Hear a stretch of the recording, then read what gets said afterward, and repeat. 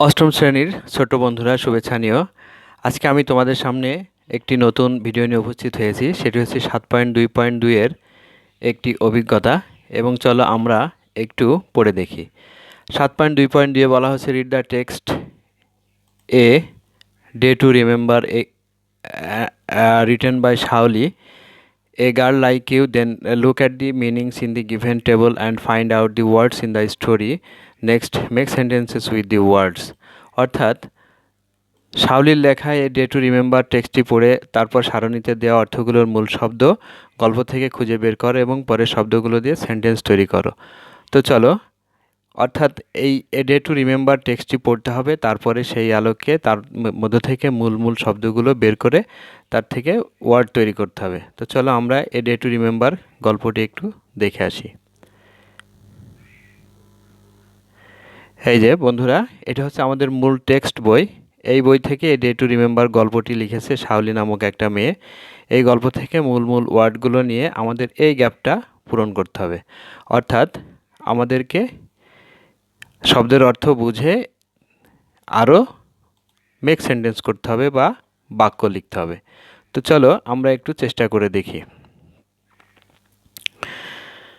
Number 1, meaning give money or goods to help a person or organisation. অর্থাৎ কোনো সংস্থায় বা ব্যক্তিকে দেওয়া বলতে ডোনেট বোঝায় বা দান করা বোঝায়। And my sentence, every month my father donates 100 টাকা টু দি নিয়ার বাই মস্ক। অর্থাৎ প্রত্যেক মাসে আমার বাবা নিকটবর্তী একটি মসজিদে 100 টাকা করে দান করে। To happen in the way, অর্থাৎ যে কোনো একটি ঘটনা ঘটে যাওয়া। কাম ট্রু, সত্য হে। At last my dream came true, অর্থাৎ অবশেষে আমার স্বপ্নটি সত্য হয়ে আসলো। তো এর বাকি অংশটা ঠিক এই বক্সে রয়েছে, that one wished or dreamed, অর্থাৎ স্বপ্ন সত্য হয়ে যাওয়া।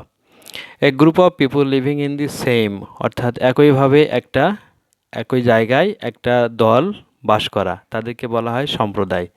তো চলো এটা থেকে আমরা একটি কমিউনিটি বা সম্প্রদায়, এটি একটি সেন্টেন্স গঠন করি। My father is a respectable member of this community, অর্থাৎ আমার বাবা হচ্ছেন এই কমিউনিটির একজন সম্মানিত সদস্য। নাম্বার 4-এ চলো দেখে আসি। To make an effort to do something for পিপুল, অর্থাৎ মানুষের জন্য কোনো কিছু স্বেচ্ছায় করা, কোনো কিছু করাকে বলা হয় ভলেন্টিয়ার বা স্বেচ্ছাসেবা করা। তো এর সেন্টেন্সটা হবে many students volunteer for the welfare of this society, অর্থাৎ অনেক শিক্ষার্থী এই সমাজের কল্যাণের জন্য কাজ করে থাকে, স্বেচ্ছায় সেবা দিয়ে থাকে। To move without a definite aim, অর্থাৎ কোনো নির্দিষ্ট এম ছাড়াই, লক্ষ্য ছাড়াই ঘোরাঘুরি করাকে বলে ওয়ান্ডার বা ঘোরাঘুরি করা। I love to wonder through the streets of my home town, অর্থাৎ আমি আমার হোম টাউনের বা নিজ জেলার শহরে ঘোরাঘুরি করতে পছন্দ করি। নট নোন অর্থাৎ আনফ্যামিলিয়ার বা অপরিচিত। এর সেন্টেন্সটা হবে I notice some unfamiliar members in our community, অর্থাৎ আমাদের সমাজে বা আমাদের দলের মধ্যে বা আমাদের সমাজে কমিউনিটির মধ্যে কিছু অপরিচিত লোকজন ঘোরাফেরা করে। To make something more attractive, অর্থাৎ কোনো কিছু অধিকতর আকর্ষণীয়ভাবে সাজানোকে অ্যাডর্ন বলে ইংরেজিতে। তো দেখা যাক, they adorn their school beautifully, তারা তাদের স্কুলটা সুন্দরভাবে সাজালো। Number 8, a busy activity usually in a surrounding, অর্থাৎ কোনো একটা পরিবেশের আশেপাশে বিজি অ্যাক্টিভিটি অর্থাৎ ব্যস্ত কর্মকাণ্ড বলায়, অর্থাৎ হাসল আর বাসল বলে এটাকে ইংরেজিতে, এবং যার বাংলা হলো কোলাহল। এবং এর দিয়ে মেক সেন্টেন্স হবে he wanted to get away from the hustle and bustle of the city, অর্থাৎ তিনি এই শহরের কোলাহল থেকে মুক্ত হতে চেয়েছিলেন। Number 9, to facilitate the beginning of something, অর্থাৎ কোনো কিছুর শুরু করা, সেটাকে বলে ইনিশিয়েট, এক কথায় বা সূচনা করা। I shall call him to initiate a conversation, আমি একটি আলাপ শুরু করার জন্য তাকে সূচনা করতে বলেছিলাম।